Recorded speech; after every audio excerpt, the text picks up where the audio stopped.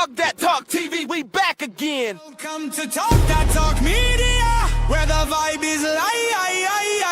DJ and Tika are hype, keeping dreams alive. Welcome to Talk That Talk Media, where the vibe is live. DJ and Tika are hype, keeping dreams alive. Bringing you reactions, reviews and slick recaps. Join the conversation, no time for mishaps. Trends will uncover, every beat devoured with fresh insights and energy will never tire. From pop culture to the latest in the game, dive in with us. You want to stake your claim, don't forget to like, share and subscribe to Talk That Talk Media. Welcome to Talk That Talk Media. What is up, TDT crew? It's your girl, EJ. And it's Tika. And y'all already know what time it is. We are back with the Ruthless Junky Book Club. This month, we are reading Curtis Duncan, Bounty Hunter. And so far, I've enjoyed every single bit of the book. And y'all already know we got people in the building. We got the man himself, actually, as well. We got Mo69, and then we got, I think Kira's going to be coming a little bit later. But we're going to go ahead and jump into it. Go ahead and let us know in the chat if you've been reading the book and how you feeling about it so far. And I'm gonna go ahead and get everybody up. Tika, while I'm bringing the folks up, how you feeling about it so far? Well, I finally made it to chapter 30, and oh my God. Oh my God. That's all I can say. I'm still, I'm fighting the battle of reading ahead, but it is so freaking good. I don't know if you guys have gotten your book yet, but you need to. If you haven't done so, go to cousincurtis.com, CUZZIN Curtis.com, and get your copy. I'm telling you, and I'm pretty sure I'll go back and read this again. And when the Audible comes out, I'll listen to it. But at the end of the day, girl, this book is so good. I'm still excited about it from day one up until now. Hey, that's what's up. I concur. I agree. Mo, what up? Muted. Hey y'all, look, I finally can hear me. How you doing? I'm good. How you feeling about the book so far? Yeah, the heat gonna turn up. I got to 31. I was reading. I said, "Whoops!" She said 30. I know, right? Y'all already know what I did, so I'm sorry. I couldn't help it. What up, bitch? Stevens in the building, aka Cousin Curtis. You on mute, boo boo. You on mute. There you go. Oh, what about y'all hear me? Yes. Yep. Now. All right, cool. Tika, talk, because I couldn't hear you say anything. You can't hear me now? You had to go in and go back out. No. Like, see, he know the rules. He know the rules in regular. And this my stream yard, but I'm gonna go out and come back in. I'm going out and I'm gonna come back in. She said she gonna go out and come back in. Go out and come back in. Dang. Go out, Tika, and come back in. Listen, I have enjoyed this book thus far. I ain't gonna lie to y'all. I'm sorry. I apologize in advance because y'all know I can't hold the secret when it comes to this right here. I read it. I read the rest of it. I didn't read it initially, y'all, so that's a good thing. I waited till we got to like close to the last part, and I was like, you know what? It ain't gonna hurt nobody. Go ahead and finish up the rest of it. Because I was locked and loaded. Like I'm sorry, but when I got to 30, I could not. I just said bump it. I even text Ben. I'm like, look, I can't stop. I'm finna. Like I was trying to get some moral support to just say, go ahead and do it. That's right. Like, I said, go ahead. Go. I said, go. Yeah. She hit me up. She said, dog, I can't. I gotta read the rest of this thing. I said, go ahead. I said, all right, but you got to make sure that we ain't jumping ahead. And then we kind of, it was on a little interview that we did the other day, and we kind of. Can you hear me now?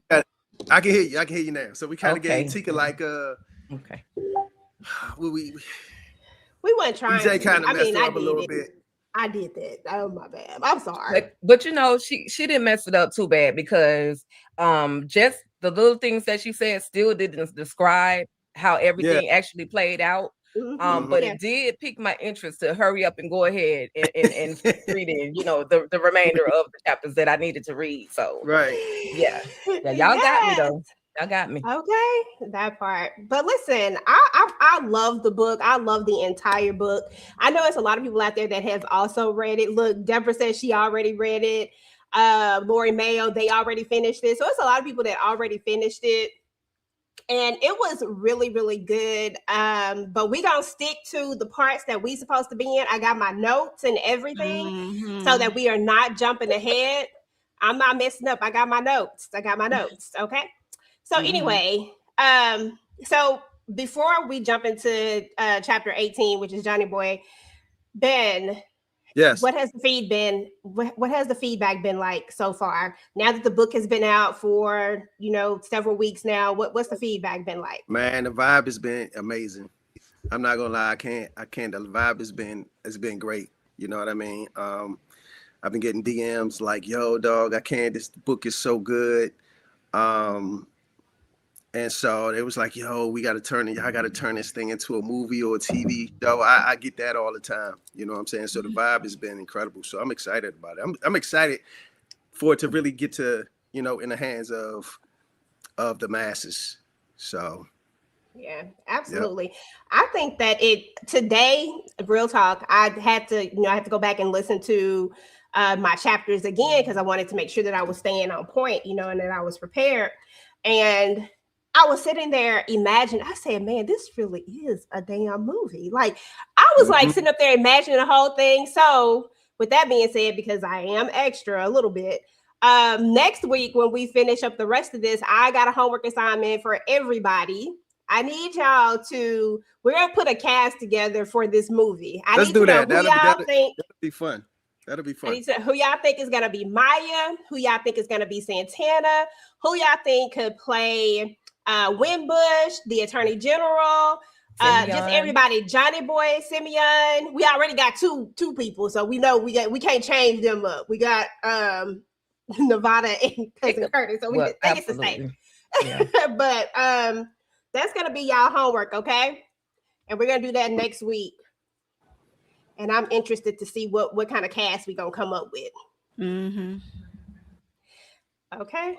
Sorry about that, y'all. My face was a little dry, trying to get a little moisture in there. She's stuck. Is she stuck? Oh, me? Am I stuck? DJ gotta go back in and come back out.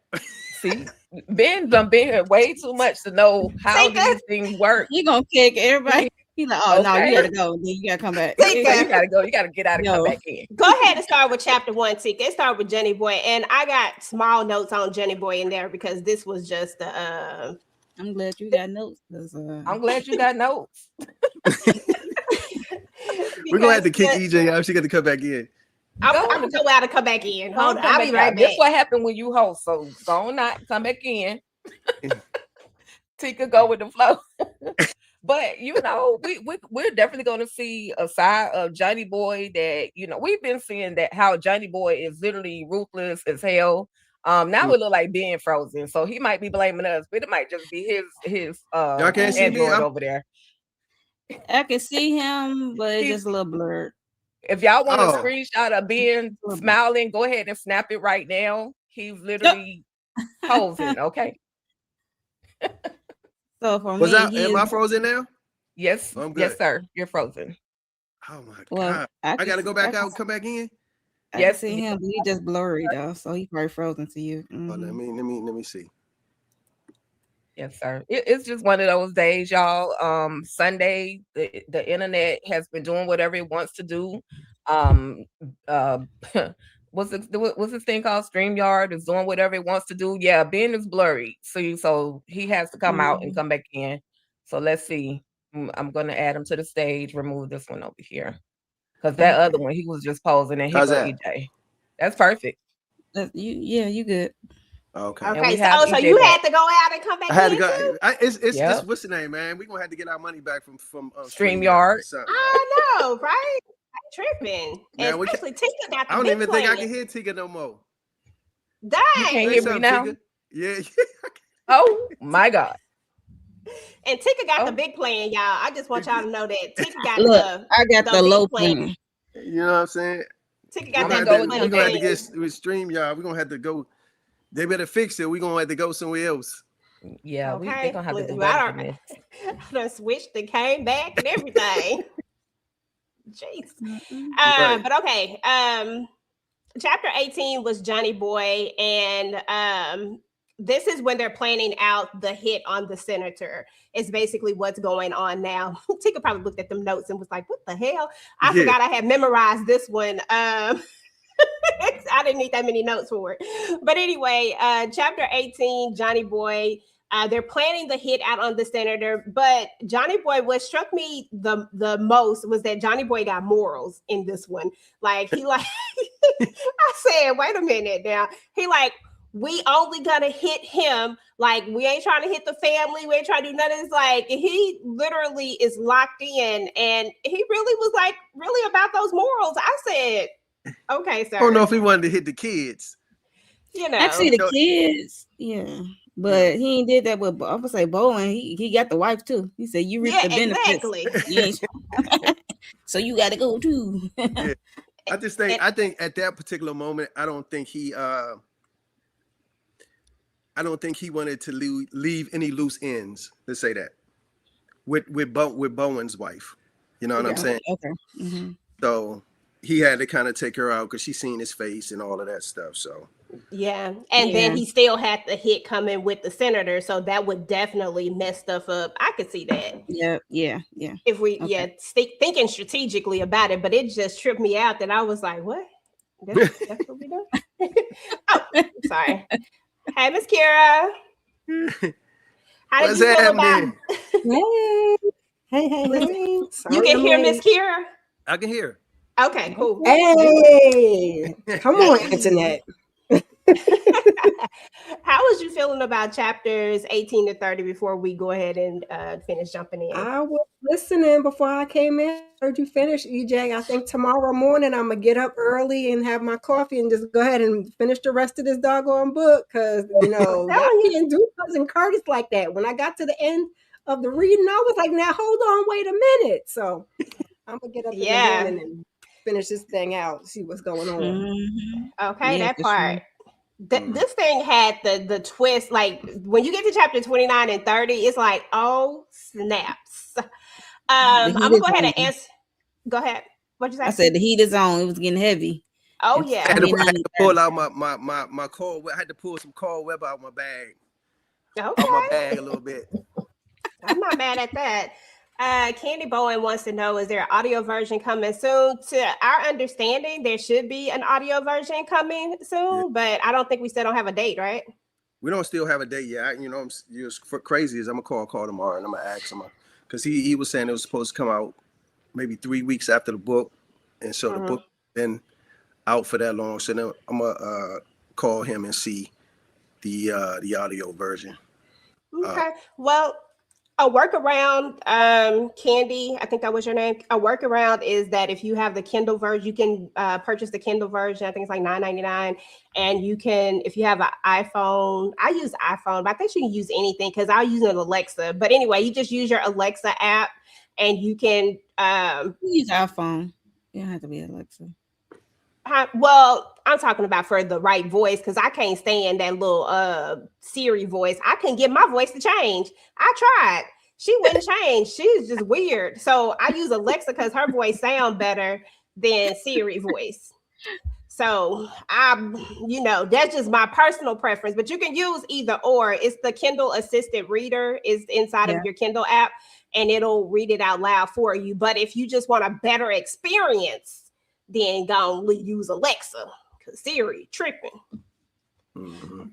So hopefully, I'll call and hopefully we'll have a audio version of the book out. Yeah. Soon. Yeah, because I looked for it the other day and it wasn't there, and I ended up downloading waiting to Excel. So there's that. Don't judge me right now, y'all. All righty, let's see where we was at. Okay, so we were talking about Johnny Boy. Oh, I want to make sure you can hear T. You can hear T. Can you hear me now? Yeah, I can. Say it. Say something. Can you hear me now? Yeah, I got you. She's like, I don't know if I want to say this. Don't move. Hey, I'm scared to even say Stay it. right there. That's it. Just put the miles on it. Right. Okay, y'all. So we were talking about chapter 18 and how Johnny Boy is planning out this hit and how he low-key tried to have like a little bit of morals when it came to planning this particular hit out, only wanting to hit the senator, making sure that there were no other casualties, things like that. I mean, he was very, very specific about it. And that's really what the entire chapter 18 was about, was them planning out how they gonna take care of this man, putting the hit out on him, because Johnny Boy's still mad, and I'm still mad for Johnny Boy at this moment, because I still feel like the morals of the senator, the attorney, like they all jacked up. Like y'all was all in cahoots, and now he got to take the fall for it, and now he gets to look like the bad guy because of some stuff that y'all did, when he could have just been a regular criminal instead of having to, you know what I'm saying? Like, come on. I don't understand. Like even in that chapter, he said something like, we've been in partnership for like 6 years, and he forgot, that, I did this for him. I took cats out for him. So for him able to be in office, so he felt a certain way for sure about the senator and the attorney general. Yeah. And I don't blame him though, because shoot, those jokers is for the streets. Seriously. All right, but we just got to move on past because that's literally what chapter 18 was about. Does anybody else have anything else to say about Johnny Boy and him planning out this hit on the senator? Yeah, absolutely. The plan was, like, didn't see a lot of what happened coming. Very meticulous on how he was going to move. Everybody was strategically placed in their respective locations to make this hit happen. We'll find out later on what actually happens, but yeah, everything, the planning process was literally perfect. But that goes to show you never know what's going to happen that could cause one little plan to kind of crumble. So yeah, Johnny Boy ain't gonna be too happy, but I loved it. I loved the whole process. Okay, and then we got to talk about the next chapter, which we talk about Simeon. Simeon is the tech guy. Simeon is like your Nevada, but I mean they both got mad skills. Like I wouldn't mind having Simeon on my team too. You know what I'm saying? Simeon, he know what he's doing, and he was really, really locked in. And when we get to Simeon's chapter, he's really painting this picture for us of the whole setup. And then that's when we learn that the hitman I believe his name is Drexel, if I'm not mistaken. We get him, who's the hitman. He's dressed up like the homeless person going into the thing so nobody notices anything. We got Wimbush, who was just out here acting like it's just another day in politics. And I think that's what it is for me, y'all. Like, it's the audacity of you acting like the attorney general didn't just get popped and you just gonna be out here. They told you to go lay low, but you gonna go do this anyway. So that was like one of my biggest things. And then when they paint the picture of how he acted, like he was just, I guess I shouldn't be surprised. He was a straight up politician. The fake stuff just enough to paint a certain picture, not too much, not too far, but just enough. Like he's been doing this for so long that he has what down packed of what politicians have to do in order to not go too far, but not, but also be likable, all the things. Like he really has this thing down packed. And then we get to a point where, he's going to do his thing and then he's coming out and one of the security guards are going to see the flicker of the flash. And that's how he's going to know that Drexel is up there. And that's how they're going to end up saving the senator. But they was about to take the senator out. The senator was about to get popped, popped. But instead it goes through the car. And I ain't gonna lie, y'all, I thought they was about to say it was about to hit this baby. That's what I literally thought was gonna happen. I was like, I thought one of the kids got hit. I said, Okay, so listen, let's talk about it. Kira, I'm gonna start with you. Like, what was your thoughts just reading that chapter? I was mad at the senator for feeling himself like you wasn't just, shook in your boots just a couple of chapters ago because this man is coming to look for you. But I guess you got to carry yourself with that confidence because he was, like you said, sticking and moving like it was just a Tuesday and wasn't nothing going on. So he got lucky. He got very lucky. I didn't think one of the babies, because I just in my heart I just can't think the babies. But I was like, oh, maybe that wife got popped by accident fooling around. But security was on their job, okay? Shoot, I thought it was the babies. I ain't gonna lie. I said, dang, now you done fooled around and got your kid. The Got the baby. kid hit. Got the kid hit up. I really thought it. Tikadushi, what were your thought processes reading this chapter? Before I got to the actual him popping off, I just knew Wimbush was up out of there, because that plan was just a foolproof plan. Like, how could you miss? Unfortunately, he probably should have went in with something plastic, something that was undetectable, to determine. I mean, to make sure he was unseen. But I loved it. I love that the senator, even though I wanted him to go ahead and be up out here, it was too soon for anything to happen to Senator Wimbush. And so I was like, okay, I see where you're going. Twist and more twist. I'm here for it. I was just here for it. Mo? Same here. Wimbush, I was just hoping he was gonna get popped, but that'd be too much like right. I definitely thought that one of the kids got popped, and also I don't know what Wimbush was thinking, for as when he found out that Bowen and his wife got taken down. He had like it.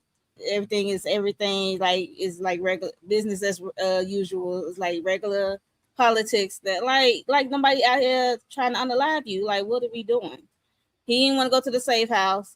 He's like, man, I'm gonna let them come in my world and stuff like that. I was like, okay, whatever. Okay, because that's all you really could say at the end of the day. Like, sir, like, what are you even thinking? I guess, what did you not remember that you were the one with the AG over there in them corners whispering and doing all the things and coming up with all these different plans and the shenanigans? Like, y'all are a team at this point, so you don't think that he has been plotting and planning? Not to mention, he called you and let you know what it was. The way I would have been watching my back at every turn. Ain't no way I would have ever had my family out and about. Even if I'm gonna go out here and act like a Billy Badass, my family wouldn't have never been out there. And that's real talk. That part. Yeah. And didn't the AG sell him down the river talking about it wasn't me, it was him. Save me, save my family. Like, what? It's funny. I think my mindset in this chapter, right, when I was kind of writing this one, was what I really wanted to do is really show people how smart Simeon was, and with as far as the tech on the tech side, but also really show how really precise and organized the Giddy gang were. They would, like, you know what I'm saying? Like, so like you saying, the plan was executed to a T. It just at the end, they couldn't deliver the final blow. But my thinking with Wimbush was, I think he just went back to his childhood, right? And he said he wasn't going to be running from anybody, and so and he was going to move like he'd been moving, and and I think that's one of the reasons why I wanted to detail his background a little bit, just to show that he came from even though he grew up in West Virginia, he came from that trailer park trash part of West Virginia, you know what I mean? And so he had to endure some stuff too, and so he wasn't going to be running around scared, and letting Johnny Boy kind of intimidate him from doing what he needed to do. So that was really my mindset on that. So I can see that, because he seems very prideful when it's all said and done. And I mean, but that pride, sometimes that pride can be a downfall. Before the fall, right? Okay. Mm-hmm. Moving into chapter 20, when we get into Wimbush, and we're going to talk about just that, the fact that he carried himself with this untouchable pride that just wouldn't let him run. When they finally got to where they were going, because of course now they're going to the safe house, it it hit him that they really tried to unalive him. And I was thinking to myself, like, sir, why did it just now hit you? Like, the AG, Bowen, is gone. Like, he is in the upper room for real. So why did it just hit you that this was the thing? And it just goes to show that Wimbush really does have this untouchable thing about him. He feels like he has so much power that nobody can get to him. He's made so many connections that even a man like Johnny Boy, and like you said in chapter 19, you really detailed out like how precise they are, how organized they are. They not just doing stuff all willy-nilly, like they're literally very organized. And I would think that a man in Wimbush's position would know that about them, because you don't just align yourself with people that you don't know about. But I think that he really had this pride about him that he really thought that he couldn't get got. And in that moment, his life probably flashed before his eyes, because it was that close from taking him out. And now he has to rethink everything. And I think I liked his wife when she says, look, I done stood by you through everything. She'll ask no questions, but I done stood by you with everything. But I will leave. I will take my kids and go. She wasn't having it. And I really like that part. I'm going to start with you, Tika. Talk to us about chapter 20. How'd you feel? I was, I had a small amount of empathy. I always find empathy somewhere in Wimbush, because not just for Wimbush, but for his wife, as well as that the fact that there were little children there. So I'm like, dang. And my reality is sitting in that, dang, one of these little babies could have got popped. But Wimbush having the fearlessness that he has, it's like, okay, well, I'm gonna protect you all at all costs. You can go to the safe house. And wife is like you just said, I'm about to bounce if you're not going to, if this is what's going to keep happening. Like, just because the sins of you should not be, because we should not be held accountable for your sins, for your misdoings. And so, I like the strength of his wife that was like, listen, we need to figure something out. And the baby, I like how they described the little girl who had the cell phone, who was just like absent to all of what had actually happened in that very moment. So I like that, that little moment, because these kids, they're literally focused on these phones, don't care about nothing else around them, don't know that their life is on the line. And so I thought that was a little funny moment. But yeah, I'm with the wife. Listen, it's time to go. We need to make some different changes. You can stick around and put up with the bull, but we about to go. We about to be up out of here. So again, another moment that I like reading. That part. And I can just I don't know who I'm casting yet. EJ, I don't know who I'm casting as the wife just yet. But as a woman, I can see the look on any woman's face that if you don't get your ish together, we about to be up out of here. So yeah. Put you in the face. Before we move on to Mo, I want Ben to take a second to answer this question for 2111. Will you make this book into a movie or a series? Man, I would say a movie, but it's for me, it's ever really whatever the fans want, to be honest. You know what I mean? I would say a movie. But then we can also do like a limited series type thing where you can do four episodes. You know what I'm saying? So I don't know. I would like a movie, because I'm, I always think big. I'm thinking we need to go to the theaters with this. So you know what I'm saying? But it's whatever the fans really want, to be honest.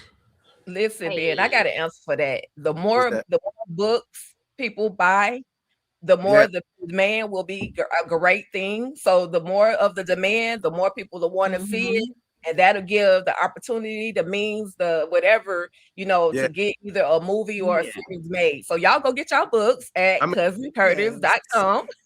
I mean, that's a fact. That's a fact. What Tika just said, you know what I'm saying? Like the demand and the book and the people buying the books, and we make this thing a New York Times bestseller first time out, then we can probably turn this thing into something, you know what I'm saying? But we don't sell enough books, they're gonna be like, well, the demand ain't there, You know what I'm saying? Right. Yeah. So but what you're saying is absolutely correct.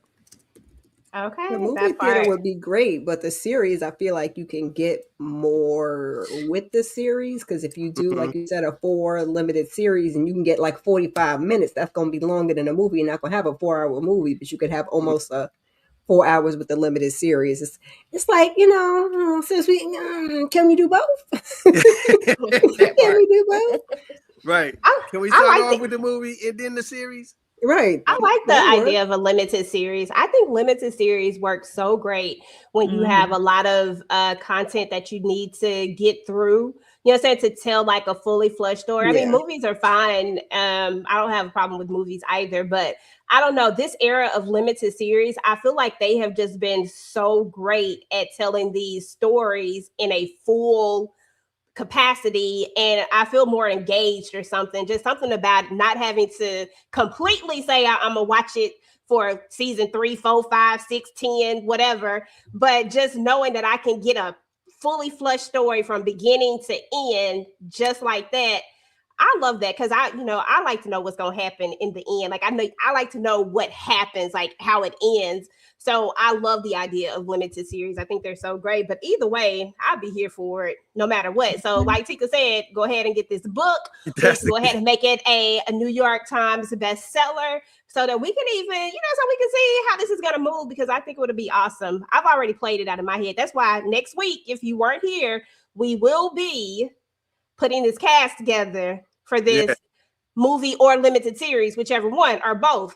Who knows? Whichever. Listen, we gonna manifest it though. We're gonna manifest. Okay. That's true. But I, like you're saying, I wouldn't mind doing a limited series for sure.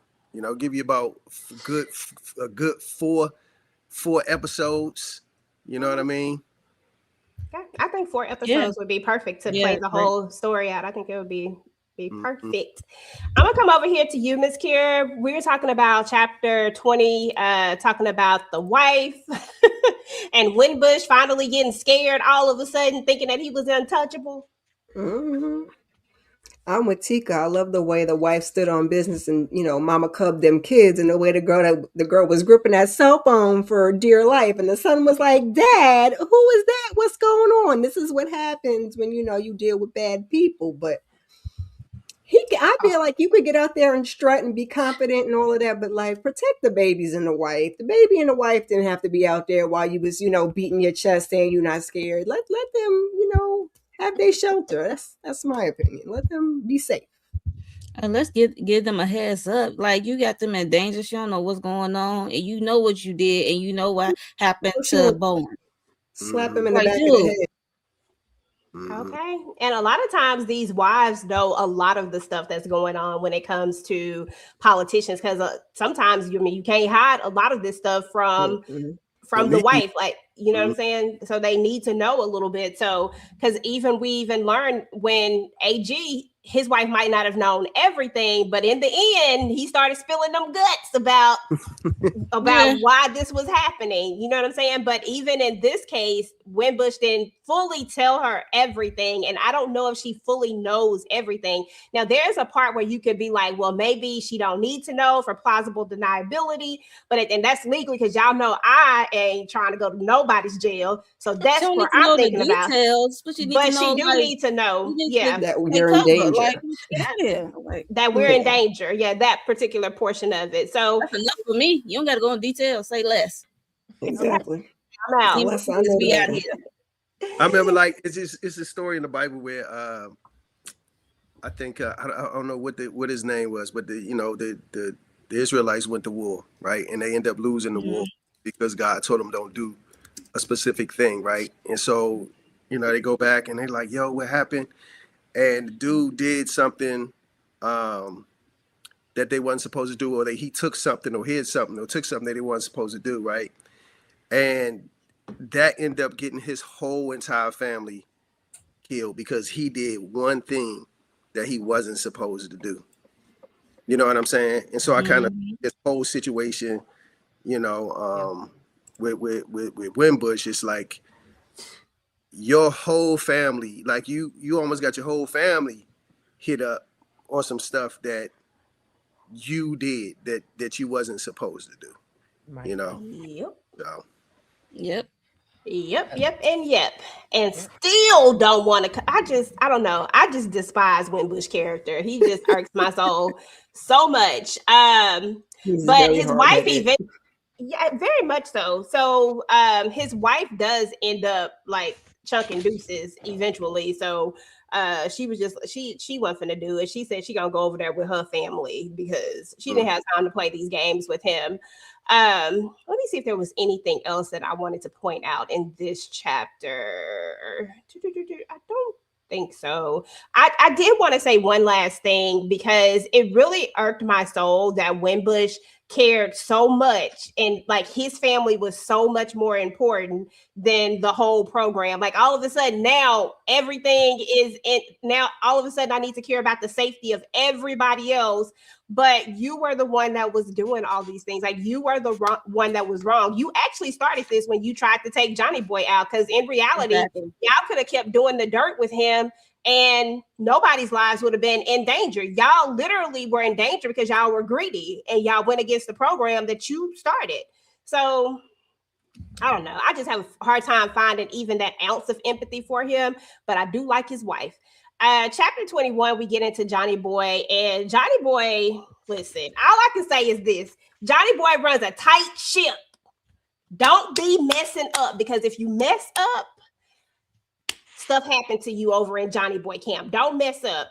I don't understand why Drexel didn't go. I can't work for somebody that I don't know what they gonna do next. And I'm pretty sure he has to have a reputation of the type of stuff that he's going to do. Why are you still the way I would have skedaddled myself? Ain't no way. I will still be trying if I can. Look, I have a second attempt. Either trying or going somewhere to hide.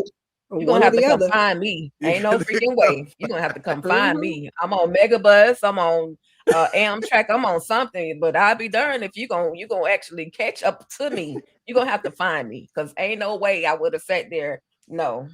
I know I messed up. So me and my little black bag will be on the next truck booking out of here. Right. I agree, but I loved it. I agree. Mo, any other thoughts just on this particular part about how he took him out? I mean, the Giddy Gang ain't playing no games. And Santana, man, bump him. I ain't got time for it. He said we don't do almost. Almost doesn't count. We don't do almost over here. She said almost doesn't count. She's like Brandy, like a mother. We don't do Brandy over here. Not when we supposed to be taking folks out. But you know, Santana did have this one moment where he's like, Miss Kara, he was like, did you think that was a good idea? And he was like, shit, it was educational. Like, basically, we just taught everybody else up in there a lesson. I said, well, shoot, okay. Yeah, they should have already been aware of that lesson. Like we're talking about Johnny Boy. I mean, if they've been around long enough. I think Santana just felt like now we got to go ahead and hire somebody else to get it done. But you know that Johnny Boy is not playing with y'all. Okay, so if Sir didn't get it, he should have still been something. Okay, look, everybody go get the heck out of Dodge. We're not gonna be stuck. Take somebody out, huh? Somebody. Say at least a second attempt. If you can't get on the second attempt, you might as well get out of town or find another way. Not be trying to explain because he won't try to hear none of that. But nope. No buts. Now he got a family too, sir. You knew you had a family when you was out here being a hitman. Stop playing with me right now. That's the job, sir. That's how this works. Right. Like this I would have told him everybody got insurance. Everybody got a family. What's new? What's going on? They are driving me crazy with this family thing. Every time they get caught up, I'm like, y'all knew that prior to. Right. They don't think past what they got going on. At that part. Look, Laura Mayo said, "Where's the train station, baby? It's DC. It's plenty of trains. He could have got on a I forgot the name of it, but it's a train that'll take you from DC all the way to Virginia, Maryland. Amtrak is metros. It's one connected with Amtrak, and matter of fact, that thing will take you to New York too if you get on it. So." And it's crazy, what's funny is those, Anacostia is a real place in DC. It's real. You know, the swim place, you know, the school that the adjacent, all those are like real places. Nice. When I was growing up in the city, it was a little dangerous in that area. But I don't know now. They might have gentrified it. I mean, you know, gentrified Gentrified. gentrified the area now. But when I was growing up, man, it was no South. You know, Anacostia was no joke. Well, Okay. I like that you're using you mentioned that last week, I believe, that you're using Real people, locations. places, things that actually So if you happen or if you actually like, exist. yeah, if you from DC and you read a book, you be like, oh, okay, yeah, I know what that is, or I know what that is. You know what I'm saying? Like it's real places. Nice. That's what's Cool. up. I love that. Tika, any final thoughts on chapter 21? He should have just ran. That's all I can say. Run, Bob and Drexel, weave, bro. run. Bob and weave. That's it. Hey, Okay. R.I.P. Dang, to that man. you a hit man. You should never have come back there. I would have disappeared. I know you got like multiple identities and all types of stuff. I would have Okay. been like, you should have had like a special passcode and everything that you should have been like, doo-doo-doo. And your wife should have known, like, just press two buttons or something. Two come in. Up, doop, time to go. Like they Time did to in Color go. Purple. Oh boy said, doop, doop, time to go. Like, come on, it's not that hard. We're going to jump into chapter 22 where we get into Curtis. Curtis has a hard time sleeping. It's go time. You know, he has, I think this is the one where we talk about his ritual, or has that happened? Let me just look at my thing right quick. Let me look at all my notes. Here, Nevada found a location. Okay. So Nevada, we got a little bit more Nevada in here too. So Nevada has found the location, and he's been following Sticky. So Sticky, wait a minute. Can you explain to me? Because I feel like I missed something with Sticky. So when we initially met Sticky, we tried to get information from him, right? Did he give you the wrong information? Is that what happened? Yeah, he gave him the wrong information. Okay. He And gave him so he gave him the information to the warehouse. He knew he wasn't at the warehouse. There was a previous spot for them, but he knew they wasn't there then. But he did send them to the place where they actually got the telephone number. okay. That Curtis So got the telephone number to give to Nevada. to give to Nevada. Okay, so Yeah. I was just making sure that Sticky was out here lying because a name Yeah, he like was Sticky lying. He was sound out like here some lying. stuff that he lying about. He So ain't sticky fingers for nothing. He steal, he lie, he cheat. Okay. okay, all of the above. So basically, cousin Curtis has been following him, and he followed him to this lounge. And we come to find out that the lounge is a known area. Bunch of big time people go in and out of the lounge. So it's just like a regular spot. And I thought it was really, really interesting that he just had this spot in plain sight, like they always say, hide in plain sight. I'm gonna start with you, Tika. You can talk about chapter 22, your thoughts, all of I the things. mean, he was in a high class cigar bar, okay? And it was a place not expected to be high in crime because like you said, EJ, a lot of the political arena, did their thing over there. A lot of, known people spent a lot of time in there. So, I mean, what else can you say? Hide literally in plain sight. Like, what else can you say? And then Curtis was extremely smart. He went in, played the role, went in, got a little footage, took a few pictures. He was able to capture that Sticky Fingers had, been let into the back area by a button that was on the side of the bar that the bartender pressed the button. He got a lot of very important information. Now, in my mind, I'm thinking, now, how the hell Curtis think he gonna get back there in the middle of all the shenanigans that's probably back there? But we'll see later on how that part actually plays out. But I was like, okay, of course we know he's a bounty hunter. He's gonna be observant. So, I was just looking. I enjoyed catching on to the bits of details that Curtis caught too. Because in my mind, I'm looking. All I see is dudes smoking. Got the cigars, got their little Hennessy, got their Uncle Nearest. All the drinks. It's a whole bar, lounge, cigar type vibe for me. So I was like, okay. And then in the beginning, for the women who need a little bit of a visual, cousin Curtis was listening to some Kenny Lattimore. That's all I got. Okay. Yeah, can't forget that part. You know, it's funny. Like when that, I was thinking about that chapter, right? And like you said, I was like, man, how is he going to get back? Like, how's he going to get back there? You know what I'm saying? Because you know, it's Right. back there is a lot. It's dangerous back there. But the concept came from it's this thing called. It's a lounge called the Red Phone. Y'all heard of something called the Red Phone? A lounge called the Red Phone. It's in Texas. It's in Atlanta. I think it's in Miami. And it's like this. It's like on the street. It's a booth, right? It's like a telephone booth on the street. But inside, like you have to know the code or know some kind of code. You pick up the phone. You press the code.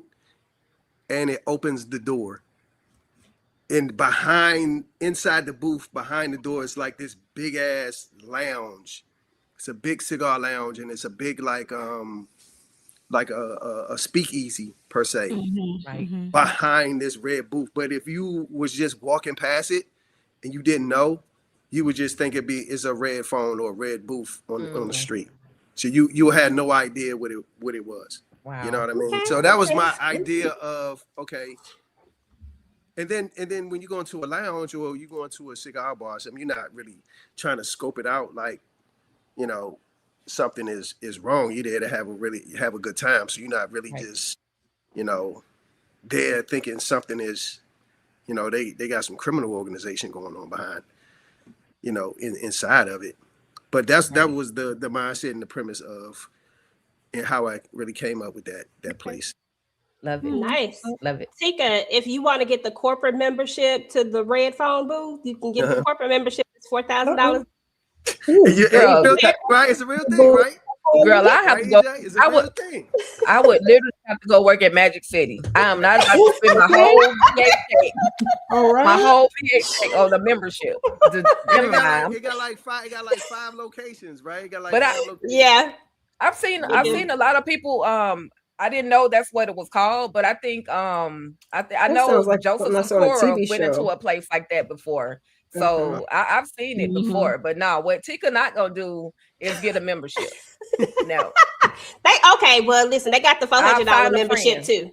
Find a friend. I don't know what you get for the $400, but that corporate membership sounded real prestigious. And I was like, you know what? Bump the $400 one. Let's get that $4,000. We're gonna have to take the $400 one because we'd have to work there to get that $4,000 one. I'd be like, are you hiring? Do you need anybody to something? I know how to make drinks. A bottle girl. I know how to roll cigars. What you need me to do? It feel real exclusive. I don't know. I'll tell y'all what I think later. Listen.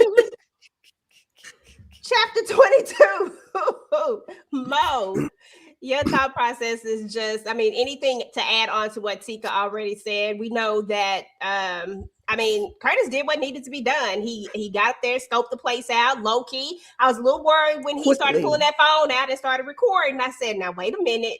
But he must have been real slick with it because he surveyed that thing quick. He was sending text messages. I should have had some Ray-Ban shades on. That's okay. Yeah. No, I really got nothing much to add. He scoped the scene. Ms. Kiera, anything else before we move on to chapter 23? No, he just scoped that thing quick because that'd be too much to put in my memory bank. Okay, you got to press the button behind the bar. So and so sitting over there. He came in through the back door. See, that's.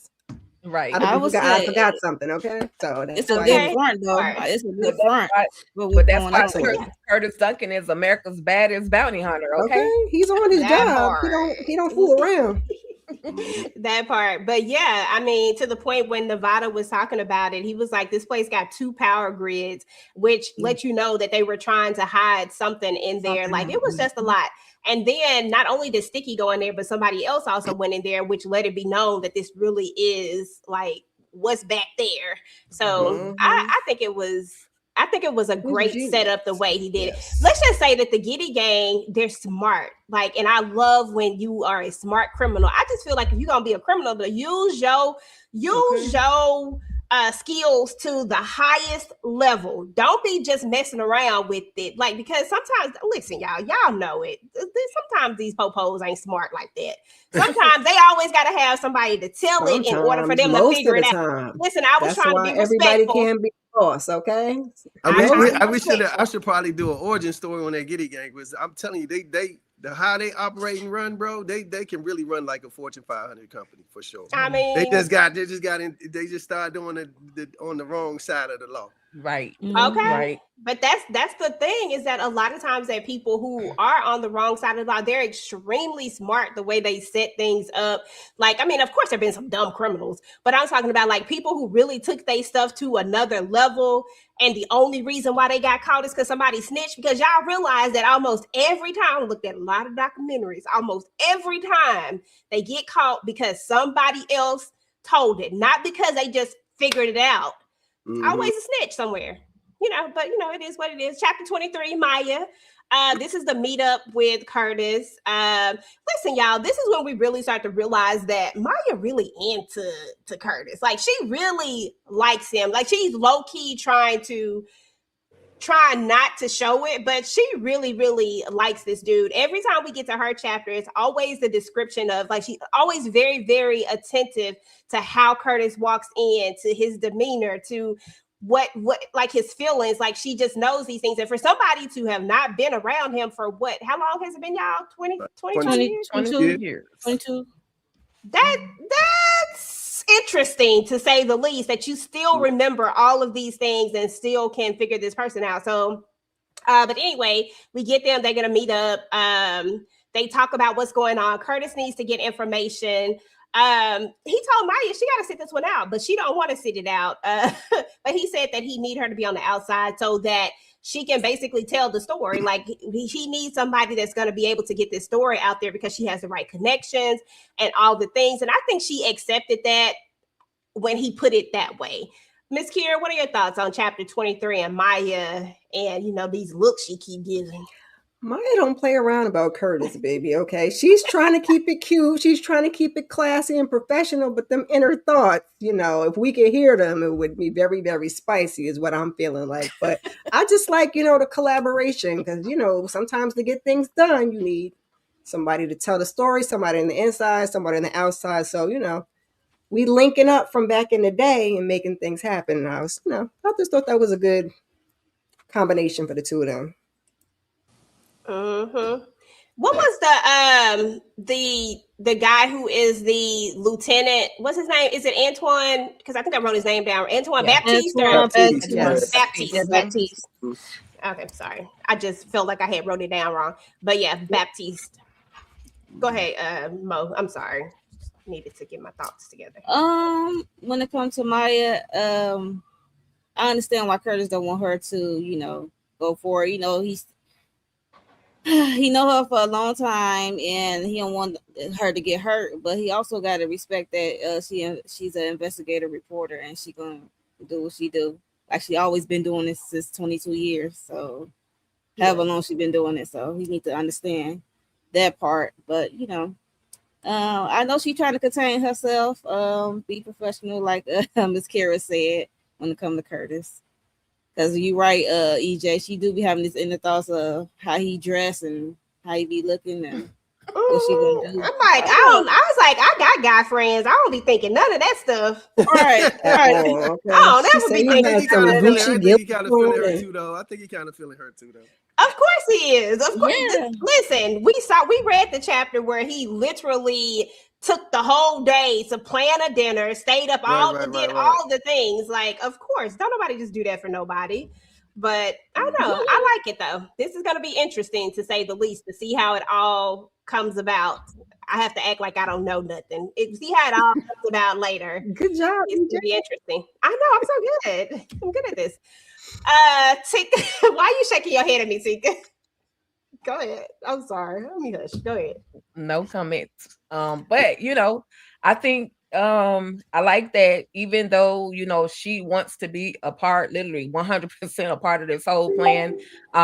She is willing to listen to him and understand that, with some defiance, with some pushback, she is willing to listen to him and understand that, this is a dangerous situation. This is something that I got to handle on my own. I appreciate you for supplying me with all of the facts and the information that I need. And I know I need 3 days. I need you to get this information to me. I like that she's willing to basically say, okay, I got you. And she had she was anxious sitting there waiting, even though he was late, pulling up late, she was like, I ain't going nowhere. I'm gonna sit right here and wait for Curtis, so that I can get, so that we can have this conversation. It was just one of those moments where, we definitely needed to see Maya at this moment. We needed her and Curtis to interact with each other, because we see that not only is Curtis and Nevada working on this plan, but Maya is working on this plan with them as well. So I liked, again, another moment I like. And we'll skedaddle on to 24, because chapter 24 is just really Curtis doing more recon, and he run into old Sticky. And Ben, why don't you go ahead and talk to us about chapter 24? What's 24? You got to remind me, what was 24? Yeah, this is when you're doing the recon and Sticky's at what kind of bar was it? Oh, it's at the restaurant. At the restaurant again. Okay. And threw the food back. Yeah, that was funny. In DC, we got these things called carry out. We had carry outs in DC, but it was like but I tried to set the scene right with the carry out, and you have it's this sauce in DC that we kind of know for. It's called mumbo sauce, and so I kind of wanted to make sure I put that in there as well. Because people when you read, if you from DC and you got some chicken wings, or you got something like, you gonna put some mumbo sauce on your chicken wings. So I wanted to make sure I put that in there. Yeah, but he followed them. They've been following them for a couple of days, so he kind of know how Sticky moves now. And he caught him in a restaurant. He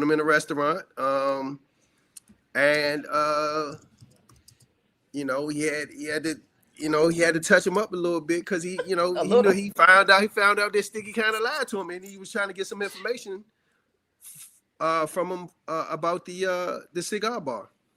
And so, Sticky was lying a little bit, and so he had to touch him up a little bit, and get the information that he felt he needed.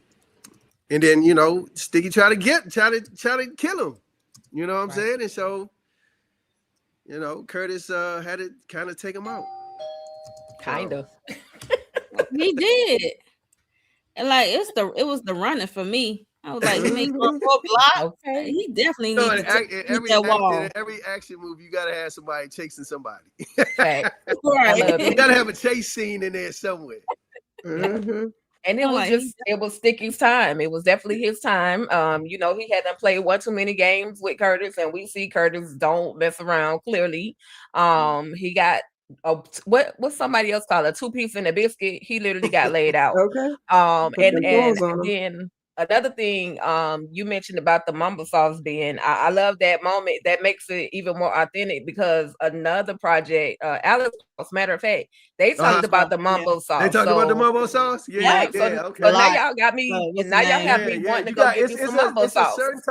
It's crazy, because it's a certain type of sauce that we put on, like, chicken wings, or you go get, like, you go to the carry out or whatever, and you get, some wings, and you got to get the mumbo sauce with the wings. You know what I'm saying? Right. But it's kind of like it'll put you in the mood of like a sweet and sour sauce kind of. I gotta try it. It's kind of. I was going to say, DeMarcus been talking about some mumbo sauce for forever. Sure. DeMarcus from DC? He's from Virginia. Okay. He been talking about some mumbo sauce. So it's equivalent. Basically, it's equivalent to Atlanta and their lemon pepper wings.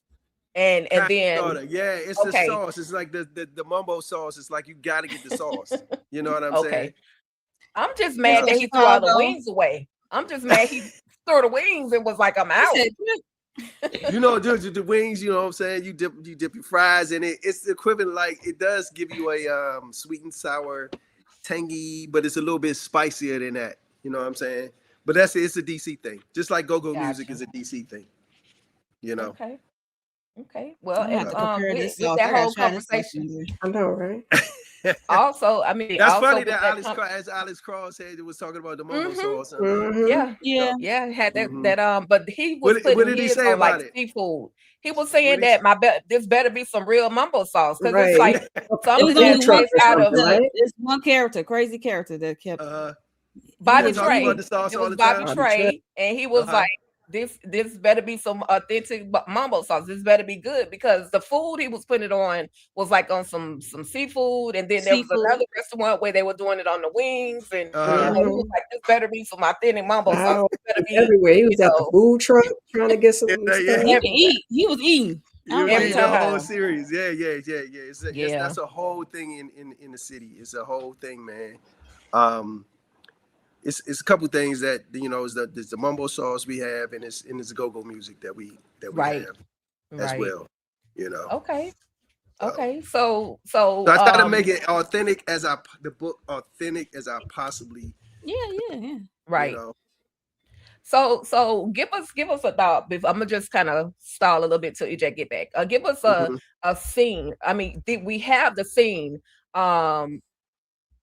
What music? And I know you said go because it's DC, but what song would you incorporate in that moment where he's at the restaurant and the chase begins? What music would you throw on that? That I feel like that has to be composed. It's Okay, nothing. It's the compose. Like Okay. the I composer see would that. have to come up with that particular music for that scene. You know what I'm saying? okay, It's not something that's out right now. You know what I'm saying? Like it's not like Curtis is driving in his car and he's listening to the radio right. and we listening to I don't know, Jay-Z, or he listening to Biggie, DMX. something like that. Yeah, Yeah. DMX. You know what I'm saying? Oh So Okay. no, it's it's giving not a it's little not that nugget. It's giving a little nuck if you buck, if you No, will. if you book.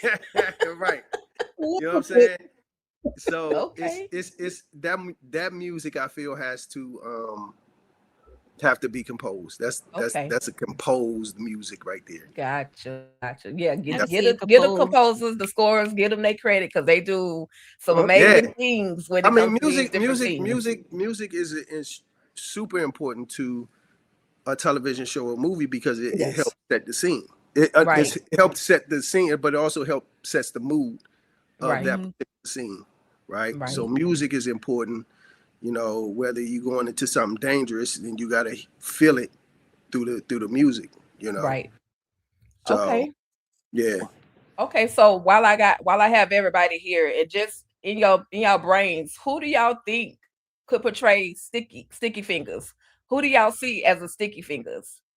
Since I'm Oh. I would say Sticky Fingers giving me like a stringy, goofy type Bless you. character. I don't know if you familiar with, for me it would be, I don't know if you're familiar with Jahan Jones. I know who Um John is. I Yep. feel like he would give that goofiness, that that nervousness, that the I'm lying, but I'm telling the truth, but I'm lying type vibe. I think Hmm. that for me, that would be Sticky Fingers. I could I be feel, off. but also too, I feel like Jahan could also play could be a little dangerous too, right? Mm, He's silly, but he can feel a little dangerous if he needed to. You know okay, what I'm saying? okay, I feel like he could carry that. He can definitely portray that character for sure. But okay, it's definitely have to be somebody that's funny, right. but also feel a little dangerous. Mm, You know. okay. What about you, Monique? I have to think on that. Yeah, I'm looking. That brain gonna Deborah, need some please time to stop. process. Look, Okay. look, Deborah talking about some Flavor Flav. Deborah, please. Bye, Not Deborah. flavor, please. That's What what I'm we're saying. not gonna do. Flavor a An little too old. They actor. will probably have a coronary trying to run. No, we're Maybe. not gonna do that to Flavor. EJ, the Mm-mm. question was because we were talking about the whole scene with Ben and or excuse me, Sticky Curtis fingers. and Sticky Fingers getting swung on. He got that 2 piece in the biscuit. And who would you cast? I know we're gonna do this next week, but for Sticky Fingers, who do you feel so far would play, be able to portray Sticky Fingers. I said Juwan Jones. We just saw him in the Christmas movie with Melissa L. Williams. That's just my thoughts. But because he's goofy, silly, but then Ben says that this character also has to be a little, or this whoever they cast will have to be, or the character is going to be a little dangerous. So who do you think? Silly and dangerous? Oh God, because who I was thinking was the dude who played in I think they changed the name of it. It was She the People. I don't know, it's Miss Governor. I don't know what it's called now. But anyway, the comedian dude, he's so funny to me. You talking about Mojo Jones. You talking Mojo. Yeah, he'd be a great, he'd be a funny Sticky. I'm going to see him on the 22nd, dog. Remember, Okay. I'm going to see Mojo on the 22nd. But Mojo be funny as shit, though. Right. And Mojo's from Chicago, so Mojo could pull off the dangerous part of it, too. Yeah, okay. I was gonna say I can do the comedy. It's the dangerous part I'm having a hard time coming up with. Because like D-Ray would be funny too. D-Ray, yep. I don't know if he can give you the other side. Anybody, any of them comics that's from Chicago, or because they know that got to be a height they requirement. know that dangerous world too. You know what I'm saying? Right. They could be funny, but they know that world as well. That's a good question, but I was sitting up there thinking about it, like, because when I picture him being short. I don't know. Is it a height requirement because you got Cousin Curtis and him up against that brick wall, whatever. Right. So like, it got to be a height requirement. Yeah, Can't you see Mojo's face though when he put him up against that wall? Like that'd be hilarious. I think he'd be perfect. I think we just found Sticky. But Spanky from Power. Who would you say? Lori Mayo said Spanky from Power. I don't know his real name, but Spanky was skinny, brown complexion. He wore these black framed glasses. Oh, and he that was one. Goofy. Yeah. Spanky. I forgot his real name. I forgot his. I didn't even know that was his name. I don't think I ever knew his name. We're gonna move on to chapter 5, y'all.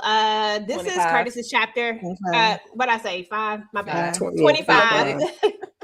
And this is Curtis's chapter, and this is actually when we get a little bit of Lauren, because Lauren is going to be calling him up, and Lauren is perceptive, like very, very perceptive, and we learn in this moment about some conversations that they've had. Like Lauren wants to partner with her brother. She wants to be a part of this world. Like she has, this cushy job, but she don't want that job. She's went to cheese finishing school. She's gotten all the training. She's done all the things, but she wants to be a part of this world that Curtis don't want her to be a part of. He keeps telling her like, yeah, I'm going to let you do it. I'm going to let you get it. But then he never keeps those promises. And he sees her just as that 6-year-old, as that little girl, as his little sister, his baby sister.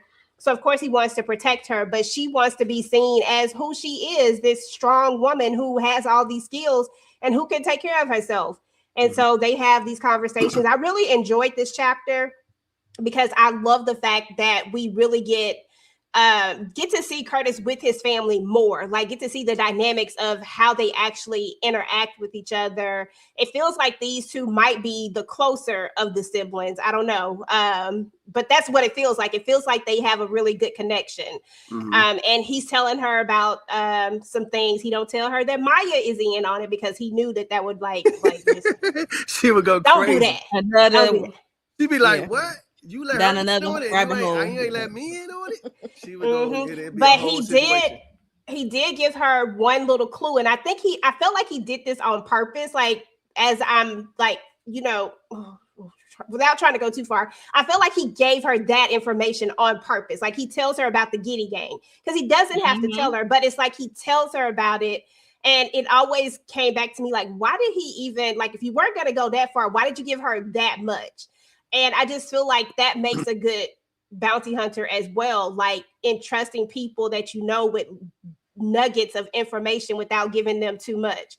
So anyway, let's talk about it. I'm gonna start with you, Miss Kira, then Mo, then Tika, and then Ben. You can give us your overall of chapter 5 and Lauren and Ben's Curtis's connections. Yep, 25.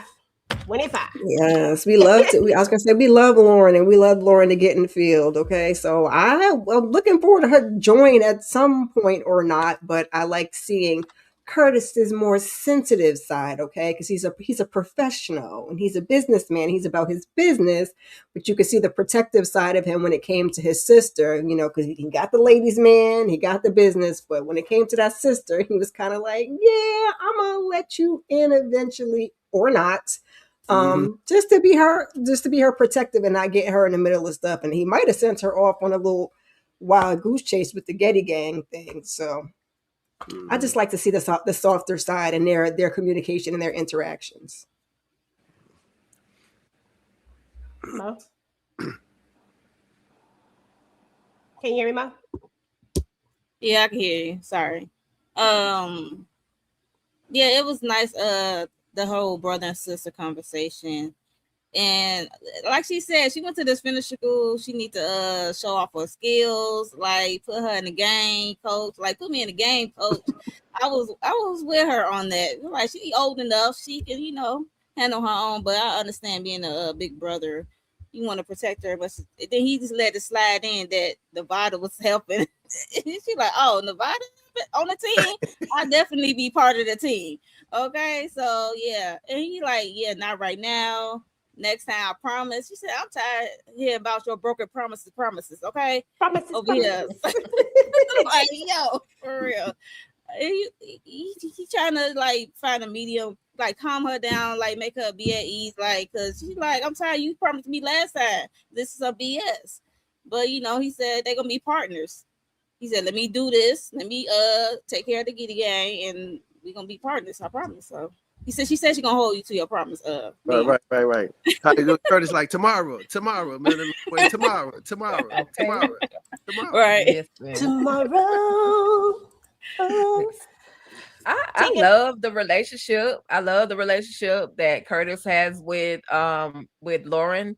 She's not just a little sister. She's kind of a daughter to him, because you know when Daddy left and went away, you know, to Fresh Meadows, it was Curtis literally taking care of the whole family. So even though, of course, he acknowledges, of course, she's his sister, but in retrospect, she's like a daughter to him. And, you know, what man or what father, what big brother will want to put their daughter in a super dangerous situation?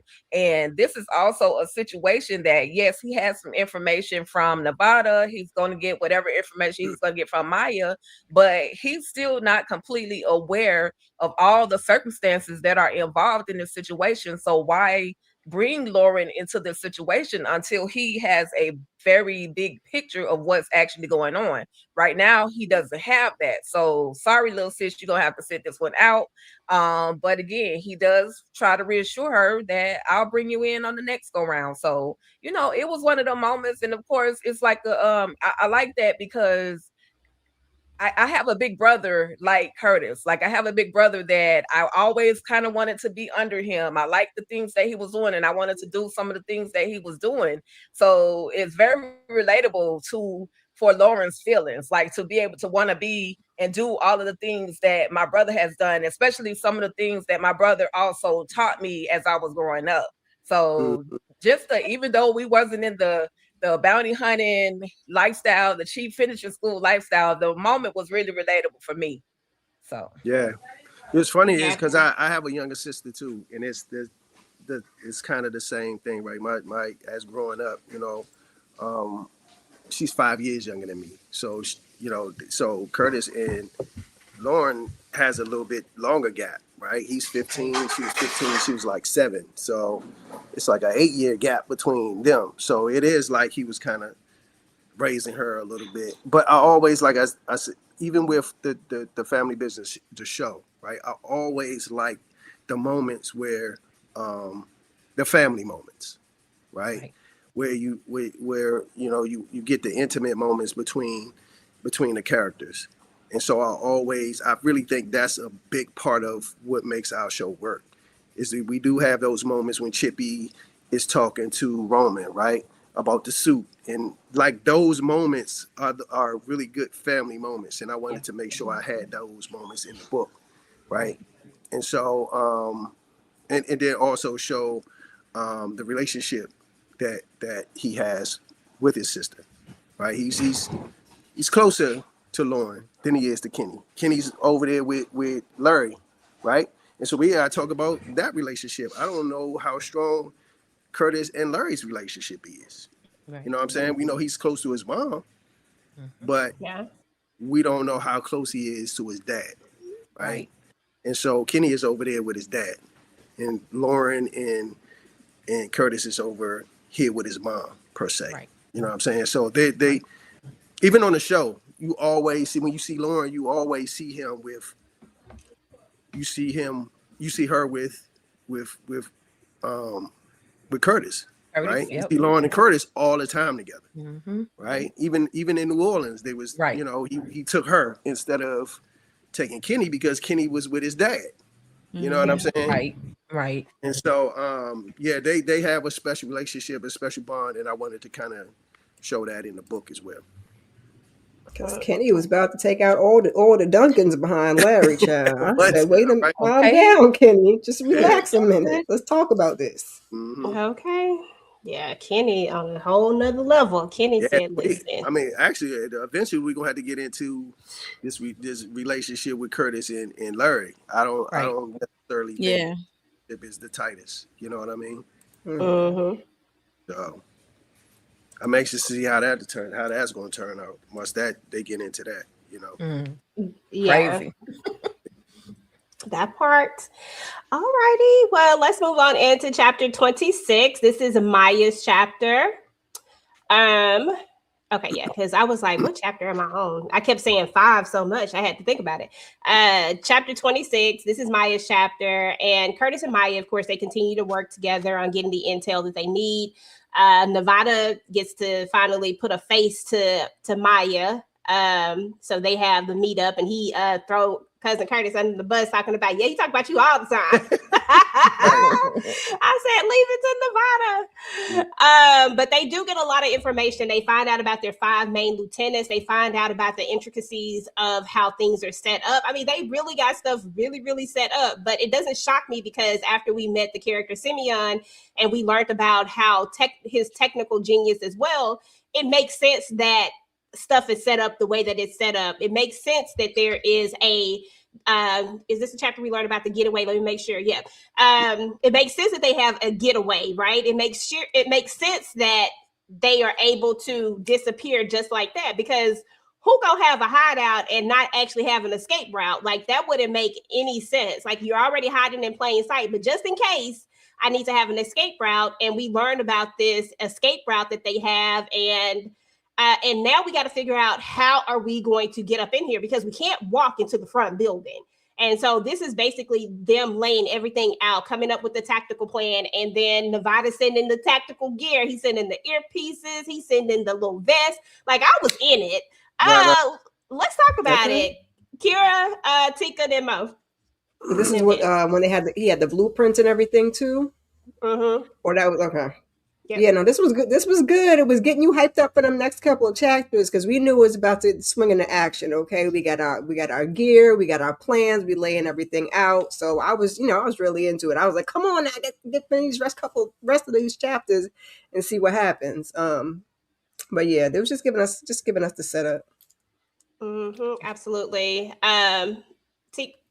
Yeah, they definitely gave us the setup, but in my mind, I was like, I got faith in Curtis, but I don't think there's something he want to do by himself. I'm talking about underground stuff. We got facial recognition. We got all these different cameras and everything going on. I'm like, I got faith. I've seen him work, but I don't know. I think we need to go in and put Lauren on speed dial, because this ain't something that's not going to add up. But y'all, when you keep reading, it was definitely like Fort Knox, but when you keep reading, it's a lot of twists and turns, y'all. But I was like, oh Lord, please don't let them take him out in that tunnel that he about to go deal with. Don't say Curtis, don't take it, no. We knew Curtis was gonna be fine. Yeah, he definitely. I was nervous. I mean, I have faith nervous. in Nevada, but no. Mm-hmm. What you say, Mom? You need that backup? Please no. Yes. Yeah. You need somebody. He needs somebody to come up there and help him. We get into chapter 27, which is basically, this is what I was talking about earlier, and this was actually this chapter, but Curtis has a little ritual that he does when he's getting ready to go into battle, when he's getting ready to go into the things, and the way that he's making sure everything is together, the way he's making sure that his blickies are working and that he has everything in line. Like, to be honest, like the Giddy Gang, they're pretty precise, but Cousin Curtis, the bounty hunter, was pretty precise too. Like, he's not going up in there unprepared. And then we also learned that he calls Ray and tells him about the whole plan and tells him it's a go, yada, yada, yada. Yeah, he did all that. I'm sorry. Ray was working my nerves somewhere down the line. Ben, let's talk about chapter 27. Tell us more about the ritual. What was your thought process when you were, because it makes sense that a bounty hunter would have a ritual, I would think.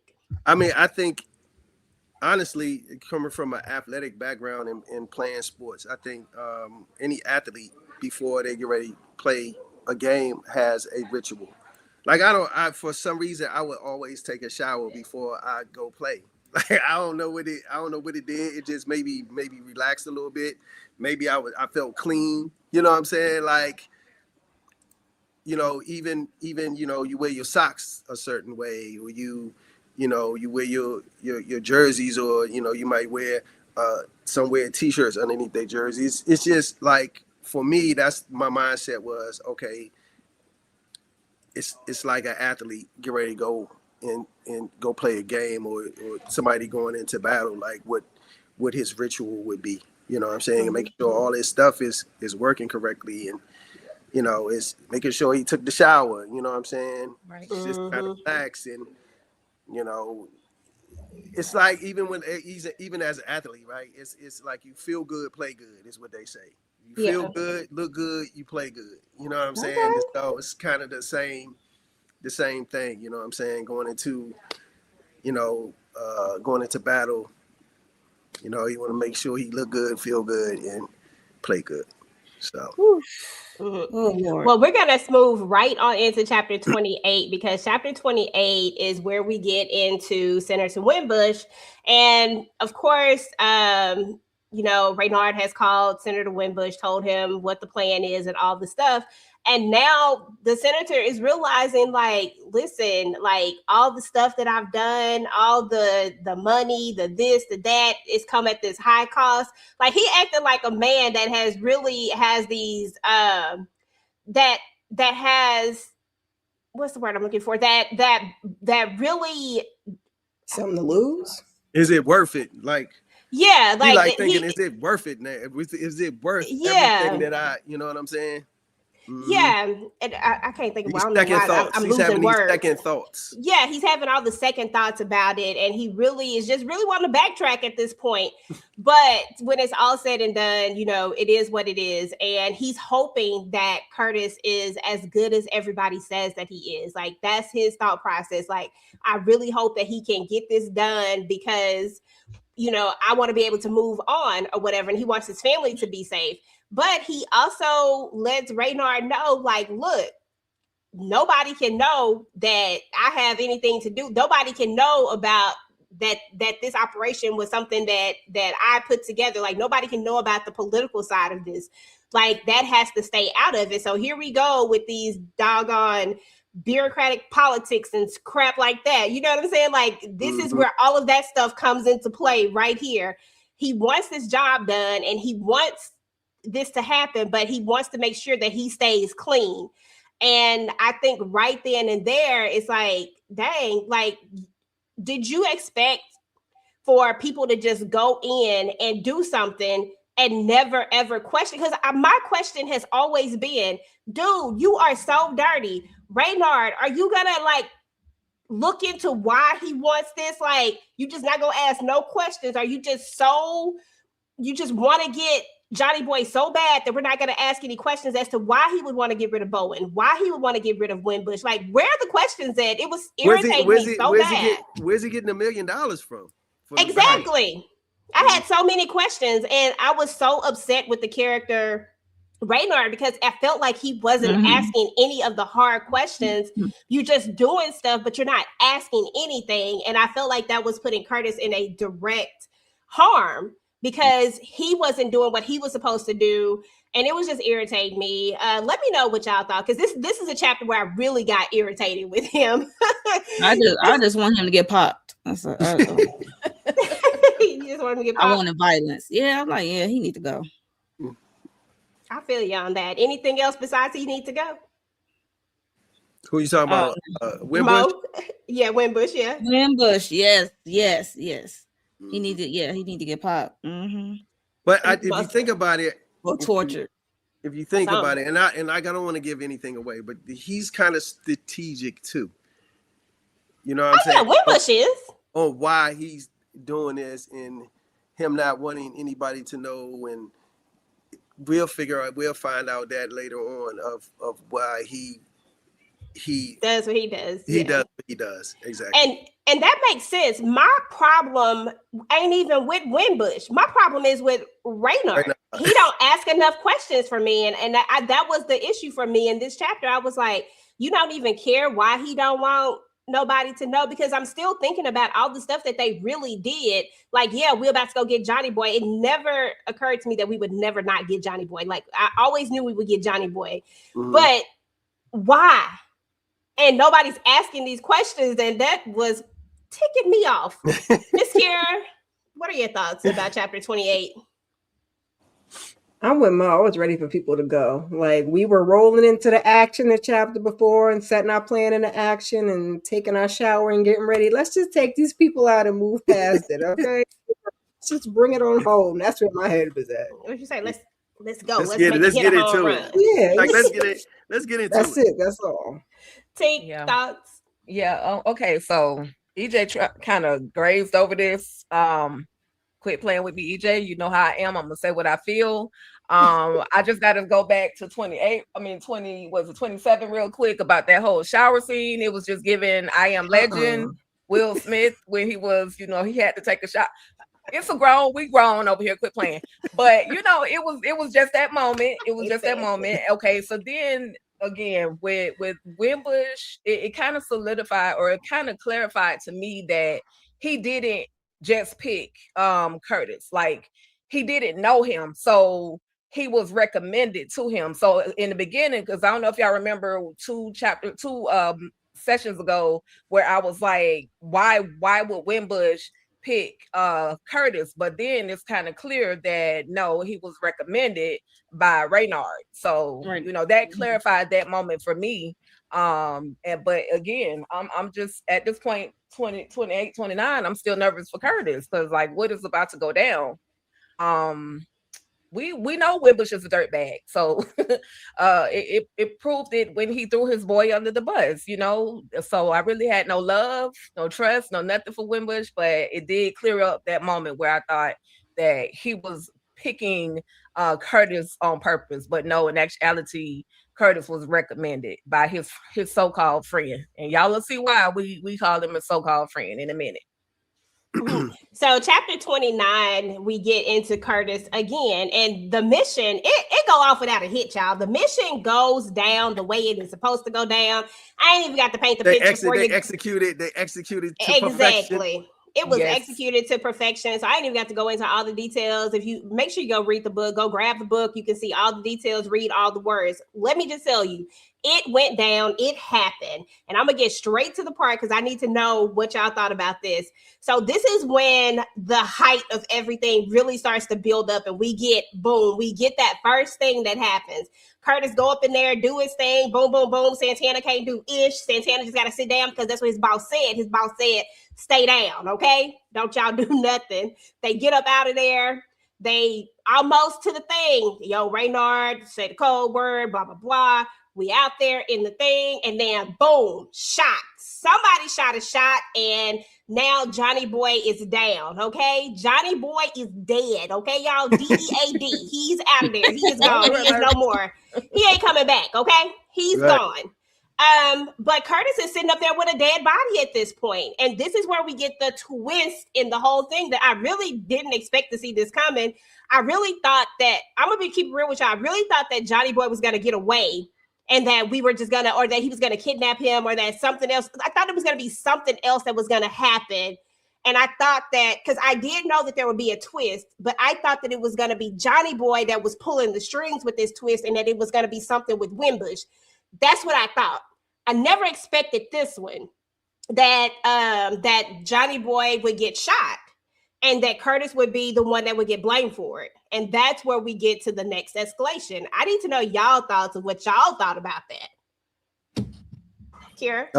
I was ready to knock all this stuff over. That's why I said I'm gonna get up in the morning and have my coffee and find out what happens. Because I was like, y'all not about to do my boy like that. Like I said, the plan, like you guys said, the plan was executed perfectly to perfection. We were sticking and moving. Johnny Boy was talking his ish. Curtis was like, "That's cute. Keep it moving." And we was about to get the thing done, and then bam. So I was like, I know y'all didn't set him up. I know you didn't.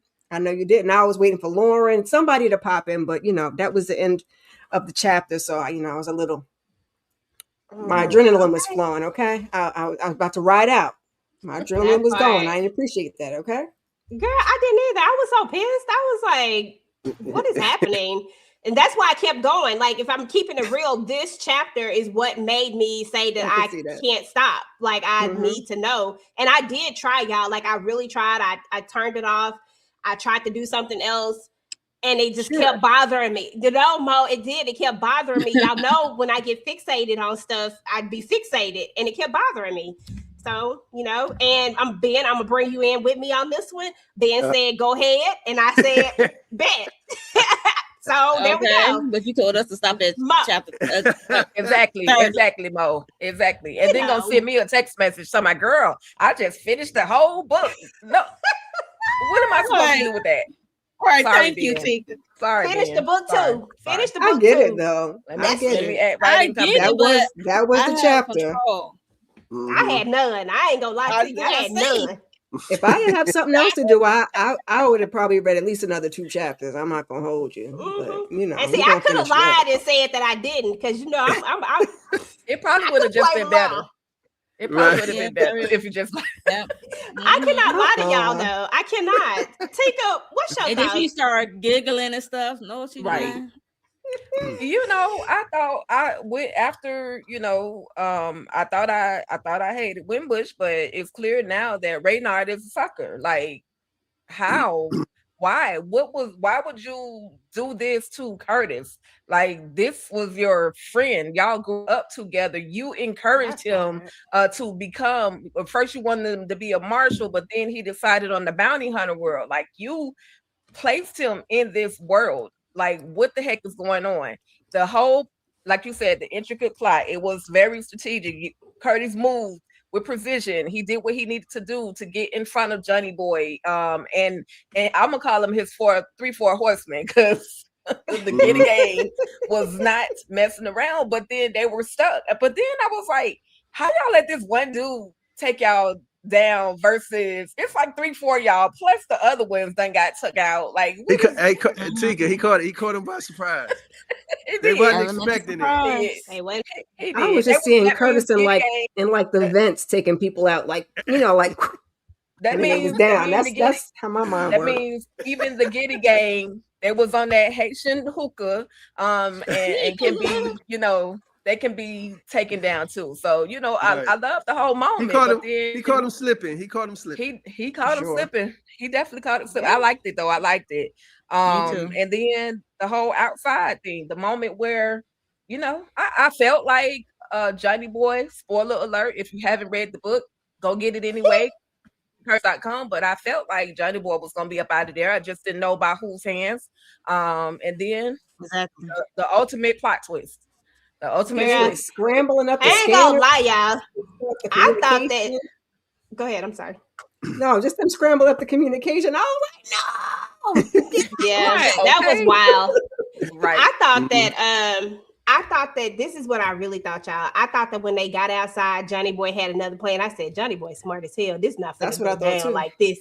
Something else finna happen. And I thought he was gonna get away. And now he was about to set his sights on Cousin Curtis because we got all this part left in the book. So now he about to set his sights on Cousin Curtis. And now he about to set him up in some kind of way. That's what I really was thinking. Because I just didn't see Johnny Boy going. Like, Johnny Boy can get a repass at this point. Like, I'm not mad at it. Johnny Boy didn't put up no fight. Didn't do nothing. Yes, he can get the potato salad. He can get the macaroni and cheese. Johnny Boy. I'm going to get him some ribs. Because forget this. We in Texas. We about to get some ribs. We about to get good old-fashioned barbecue. Got to get brisket up in here. Okay? Like, brisket. I'm sorry, Ben, but Johnny Boy is an amazing villain, and I like it. I was getting DMs, and they was like, "Yo," they was like, they love this character. They was like, "How can you kill this character?" Exactly. That's what I said. I said, "Oh my God!" Like we just needed him to live. I was really like expecting like a world where we would still be chasing him at some point, and like I had this whole thing set up in my mind, but. You know, it didn't go that way, y'all. I just want to let y'all know, Johnny Boy is gone. We can get the, like he said, we can get the setup for the Giddy Gang, the how they start, the origins, Giddy Gang. As long as Johnny is in it, that's all that matters. Of course, I don't like Santana, but Johnny Boy, I like him. Johnny Boy was the brains. He was the brains behind the whole. That Joker right there. I don't know. You don't know whether to hate him, love him, or what. Right. Respect him. They should have got the dude that shot Johnny Boy, huh? They should have got him to shoot Windbush. Exactly. Okay, that's what they should have done. Should have got that sniper. That sniper did not miss. Okay, got him, coach. But I could just hear the bullets whispering past and going right through the skull. Yep. Yeah, I pictured that when I was like, dang. And I don't even have like a full picture of how I pictured Johnny Boy. I mean, he got some locks for sure. Like the guy get the big dread, like he just gotta have them for some reason. He gotta have them. But I don't know. I just had this whole scene in my mind. I was just like, not Johnny Boy, not my boy. Oh, not Johnny. I was like, damn. And then it was another damn when I'm like, Curtis, you don't get your ass out of there. Okay, that part. Right. When we start to hear they're talking on the intercoms and they're saying that a bounty hunter just unalived Johnny Boy, I'm like, what the hell? And I'm side-eyeing the hell out of Reynard even more because I'm like, of course, dude, you didn't ask no questions. Of course, it's a setup. How you do this? How did they even get you in their pocket? Like, I'm asking all these questions. $1 million bounty. And I'm trying to figure it out. I'm like, come on, like this is crazy. But we got to get to chapter 30, y'all. This is our last chapter, and then after that, next week we gonna finish this thing on up, and then I don't have to act like I don't know what's gonna happen no more. You're not even acting. What? No, she knows some shit though. But I'm not saying nothing. Yeah, she's not saying nothing though. But she keep bringing it up. Yeah, I read the whole thing, y'all. I just need y'all because I want y'all to stay motivated to know that you want to finish this, okay? And that you want to go get this book. If you haven't got the book yet, please make sure to go ahead and head on over to cousincurtis.com. Tika will drop the link inside of the thing. She's been dropping them periodically throughout the entire thing. So please head on over there. You get your signed copy. But if you need to read it right now quicker than her, then please go ahead and head on to Amazon. You get the Kindle version, it's $9.99, or you get the $17.99 one, which is the hard copy of the book. So I'm just saying, whatever you want to do, it's up to you, but get it. Okay, chapter 30. Buy them all. Kindle, hard copy, soft copy. I actually have them all, which is funny. Yeah, I got Kindle. And I'm gonna also get the Audible version too because I want to hear the voices. I need to hear this play out in the thing, and I can't wait till the Audible version come out too. Anyway. Maya was pacing back and forth because she was like, dang, I didn't even get to kiss that man. I didn't get to hug that man. She was like, I should have made my move on that man. Like, this is everything that I pictured Maya saying, y'all. Like, she pacing back and forth. I was like, dang, Maya is really sitting up here like, dang, when we had that dinner, I just should have said, bump this friendship crap. I should have just did what I wanted to do and kept it pushing. Okay? That's how I saw it. But anyway, y'all, Maya, she's worried. She hasn't heard back from Curtis. And then Curtis, where did he go? He goes straight over there to Maya. That's why we know that this man really into her. I just need them to go ahead and get it together. That's his safe place. That's his safe place. He showed up, and basically they're trying to figure out who could it have been. And then he says that the only person he told was Ray. So at this point, everybody's side-eyeing Ray, like nobody else knows about this plan except for him. But the crazy part about it, at this point, if you're reading the book, you really can think, you start to think about other people too. You like, dang, because he told this person and he know too. So are they in cahoots? Like, what's going on? Like, what is happening? Everybody starts to be well, in my mind, I started thinking everybody was a damn suspect at this point. I'm going down the list like, okay, but why would they do this? But why would they do this? Why would they do this to Curtis though? Because that don't make no sense. Like, I'm really trying to figure out the whys of the whole thing. But in the chapter, Curtis is convinced, like, he's like, look, I got to go over there and talk to this man. I got to look him in his eye. And I understood that because this is your friend. This is somebody that you have cared about, love, that you've been in, you know what I'm saying? Like, y'all done been in the trenches together. At this point, he got you into this business. And now, you know, to believe that, okay, like, you done sold me out, I'm going to look you in your eye when you tell me what it is and why you did all of this. And Maya tried to talk him out of it, but he say no. And Nevada tell him to lay low because the block is hot. Okay. Miss Kira. The block is hot. I needed to know why also, because Cousin Curtis was minding his business. Now he was looking for something to do because, you know, he needed a case and he got to, you know, busy work, devil, playground, idle hands. He didn't want to do that. But he was just minding business. They put Curtis's name in the mix and they set my man up. So I need to know too. I need you to look him in the eye and, you know, might got to get him up in the collar a little bit and get the answers that we need to get. I don't know how big he is, but I feel like Cousin Curtis could probably take him. Can take him. He can lift him got up. the lift. No, I'm with that. Mo, thoughts? Yeah, Raynard definitely need to be questioned, and yeah, he definitely need to lay low. But is he gonna lay low? He gonna try to find Raynard. It was just crazy. Like, his pictures already up on the news. Like, it's like, what in the heck? I mean, he just visiting. He just came from Atlanta. Like, what the heck? I mean, he was on the scanner before he could even drop Bobby's body, Johnny Boy's body, child. Right. Okay. Which shows that it was like the biggest setup. And the crazy part about it is that this has been a setup from the very start of it all. Like, that was the whole plan. That was mad crazy, y'all. That was the plan. That to take down somebody who takes down criminals for a living, that's really good at it. Yeah. But and then anyway, when we get to the next chapters, I'll leave into That's the crazy, right? That was the plan from the beginning. That's crazy. That was the whole plan from the beginning. So we got to see how this thing plays out.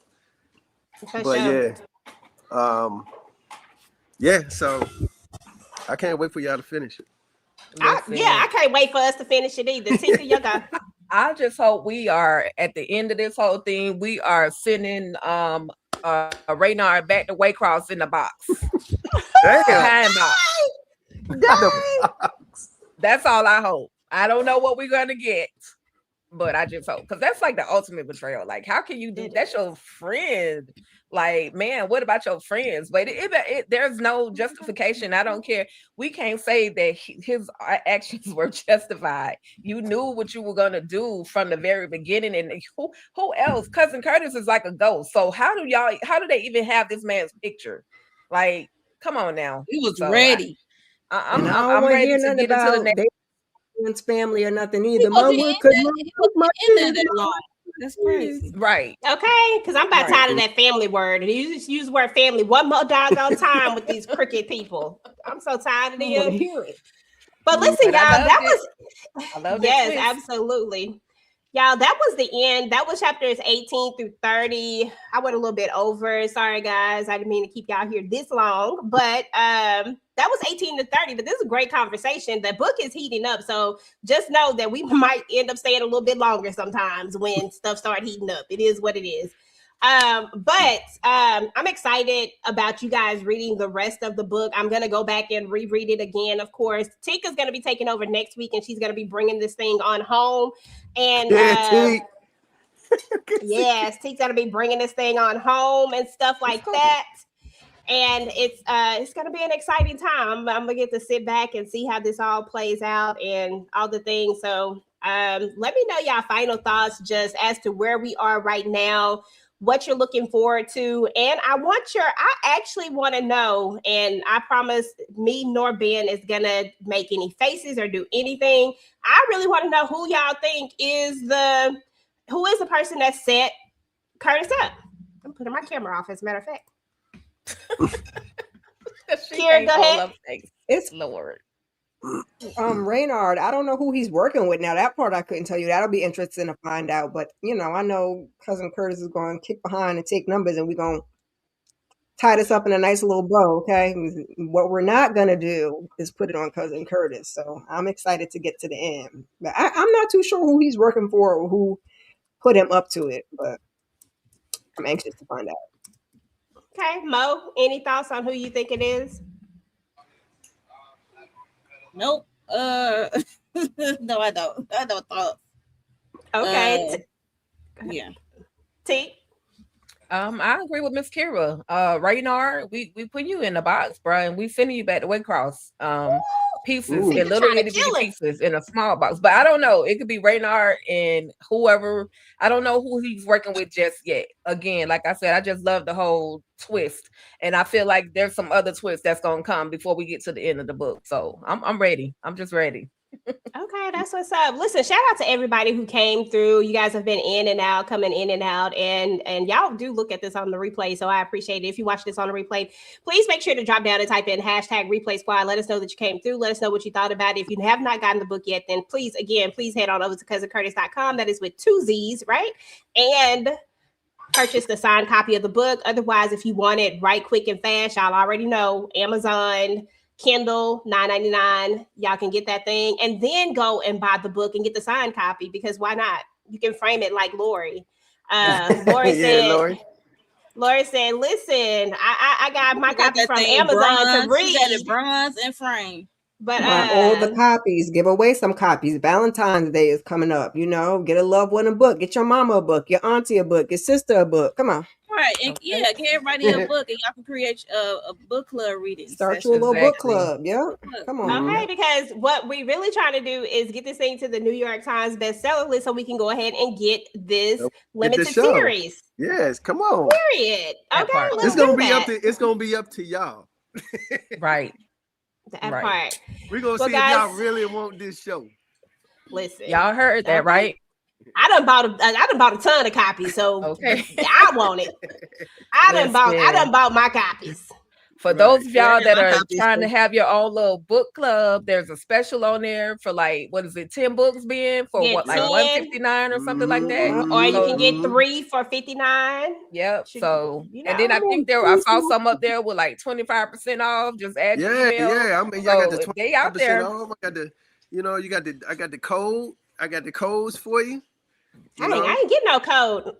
Dang. I got it. You didn't tell me about that. But this was after. She didn't need the code. Yeah. She didn't need the code. Take her. I like the deal. Hold on. I like the deal. Got a code for her 50 books. She was ordering some books, child. Okay. She was giving away books and everything. I like a good code. Come on now. I like a good code. Listen, EJ, can we get Ben to let everybody know about the book signing that's coming up? Yes, let's go ahead and put him. Yeah, if y'all let me make you big. There we go.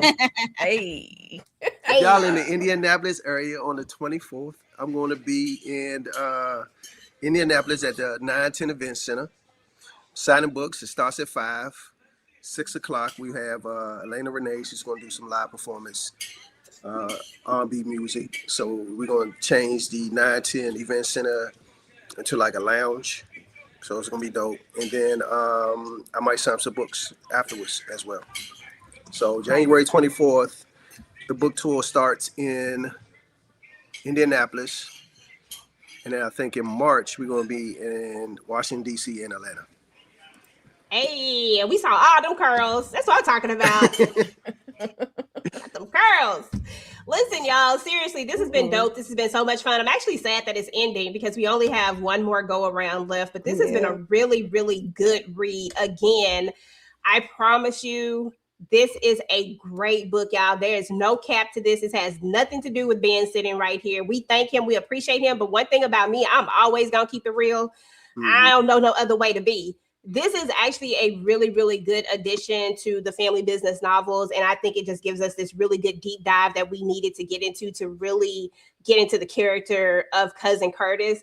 And I like it. I hope that we can do something with Lauren at some point, because I think that that's another character that would be interesting to get to know outside of the family. So I don't know. I just think it's a great book and I think you all should get it. So we done told you where to find it at and how to do all the things. Now it's up to you. Go ahead and get it. And hopefully we can get this limited series going. Ladies, what do y'all got going on so that we can let the people know? Mo? Beyond the Gates, Married to Medicine, Sisters. Beyond the Gates. They just got an NAACP award nomination, didn't they? Mm-hmm. I saw that on the I'm pissed we didn't get one. Me too. Not get one. It's crazy. Me too. Oh my. But anyway, I think you guys can vote for the NAACP awards also. So go ahead and vote. Crazy that we ain't even get we ain't get a nomination. That nomination is tripping.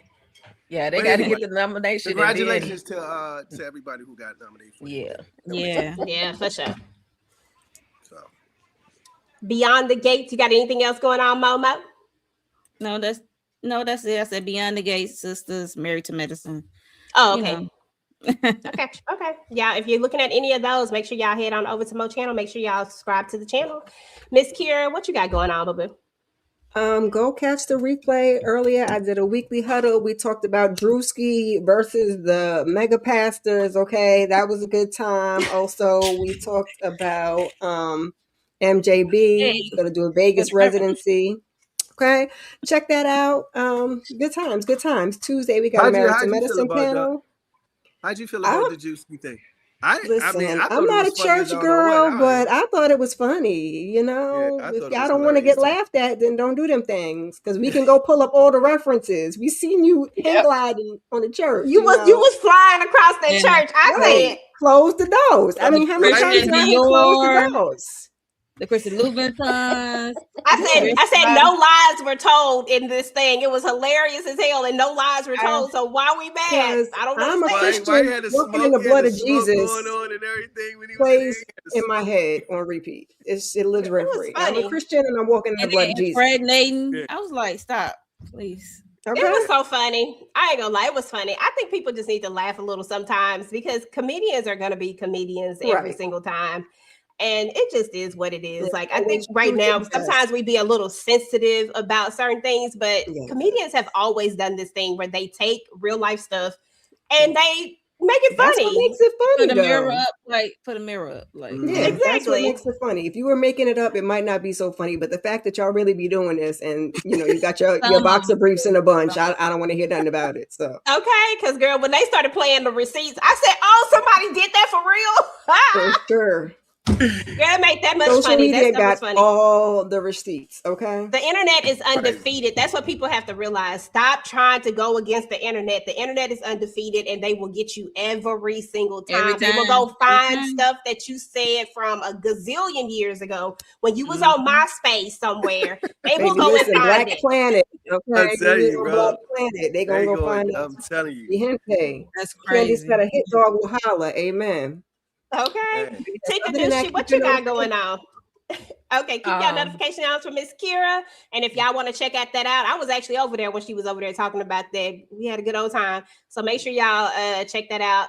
Tika Dushi, what you got going on, boo? I am Saturdays, 3:15 p.m. Eastern Standard Time. I will be talking about his and hers. My brain does not have the capacity to talk the entire series by itself, so I have to break it down and talk about it weekly. I'm on episode 2, so I've already done episode 1. Y'all can go back and check that out, replay that. Everything else is Talk Media. We got a lot going on for you guys, and then I'm about to go hit the gym and hit this Ozempic so I can meet Ben Stevens in March for this love book for this book tour. Candy loves her. She on the way too, Tika. And me and Y'all Candy gonna show up will and be show out in in the ATL. thing together meeting Mr. Ben Stevens, aka Cousin Curtis. But see, now Tika knows the difference between the two, so she won't lose her mind when she actually Okay. meet Ben. Okay. So yeah, I'm looking forward to You're it so though. silly. And again, Not the Ozempic. once again, congratulations on this book. I am super excited to continue reading it. I know I say this all the time, but I really am super excited because you were introduced to us as just Cousin Curtis in the kitchen, helping out the family from time to time. But now Cousin Curtis is literally standing on his own in this book, Curtis Duncan Bounty Hunter. So I'm here for it. Go get your book. We get to see the mission. We get to see the work. We get to see the work in this book. Yes. And I'm already ready for the next mission because I'm done with this mission. I'm ready for the next mission. Let's go. Oh. Okay. I'm thinking. Listen. I'm Watch like, the show and ain't read the books. You can read this book without reading the other books. Just go right to this one and then order the other ones too. And then Okay, that part. Go right in. Yeah, she did. Candy ain't got no sense. Listen, they about to box And showing up in that it's thing. pinned in everybody's chat too. So Girl. So anyway, y'all, as far as my channel is concerned, of course, this is what I do for Family Business Sundays right now. Since it was related to the family business, this is Family Business Sundays. And then, of course, after we finish this, we'll go back to normal, just drops on Family Business Sundays. And then we did do his and hers. We did talk about that. So if you want to check that out, you can definitely check that out. We did a live over that. And then on Talk That Talk, of course, there's a ton of content over there on Talk That Talk. Tika and I should be getting out the rest of our Bridgertons later this week sometime. We have a his and her review coming over there as well. And then we have our reactions that are already up. We finished it. Welcome to Dairy, y'all. We about to start dropping our interview with the vampire reactions for season 2 as well. We did some petty debates over that. If you like Interview with the Vampire and you want to have that conversation about Louis being a extra, or you want to have that conversation about Lestat doing the most, because I'm trying to keep it balanced, then head on over there because we definitely are having those conversations. I think this week we're going to be talking about Claudia and the fact that she was a villain. At least I think so. Tika, otherwise wrapped up Force. So, we'll see. And then, yes, we did Force. So Force, we just had our last thing on that one. And then also, don't forget to check out our interview that we did with Miriam Hyman. And we have 2 interviews coming out. We have Ben's interview coming out this week. And then we'll have Diggy's interview coming out the week after that. So definitely check those out. Again, lots of content over here at TDT TV Junky.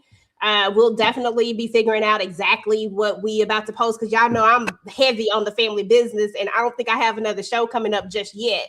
So if we have another show coming up, I'll start posting about it. I might have to go over into them Tubi streets. We gonna see. But anyway, y'all, this has been fun. Shout out to everybody who came through. We appreciate y'all. I'm not gonna shout all of y'all out. Y'all already know who all of y'all are. Appreciate y'all. Again, make sure to like, share, subscribe, do all the things. And don't forget to go ahead and grab the book, y'all. And we will talk to y'all later. Peace. Talk that.